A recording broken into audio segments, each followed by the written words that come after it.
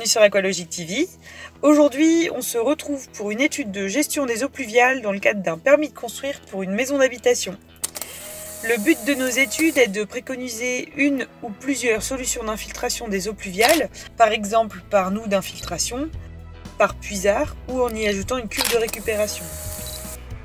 Lorsque j'arrive sur le terrain, avant d'effectuer mes relevés, je commence par repérer les éléments du paysage qui me permettront de replacer la future maison et d'identifier les zones disponibles pour l'infiltration. Avec ma tarière manuelle de 7 cm de diamètre, je vais sonder le sol afin d'identifier par tranche de 15 à 20 cm les différentes couches de sol, appelées aussi horizons.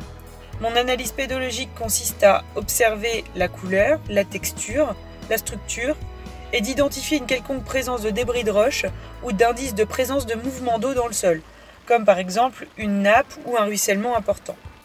Ici, nous sommes sur un horizon de couleur brune, de texture limoneuse sableuse, de structure particulière avec des débris centimétriques importants. Comme vous pouvez le voir, par moments, j'ai un peu de mal à creuser.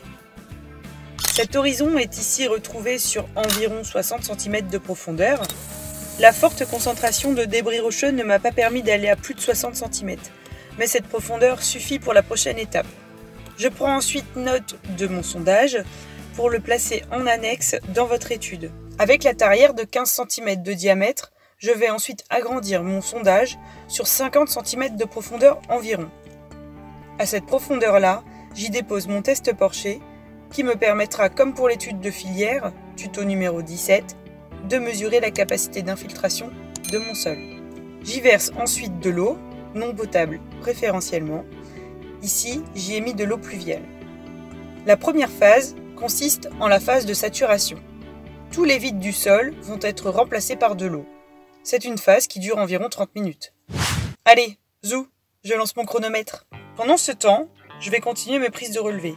Je vais faire d'autres sondages pédologiques à la tarière de 7 cm pour voir si le sol est le même sur toute la parcelle.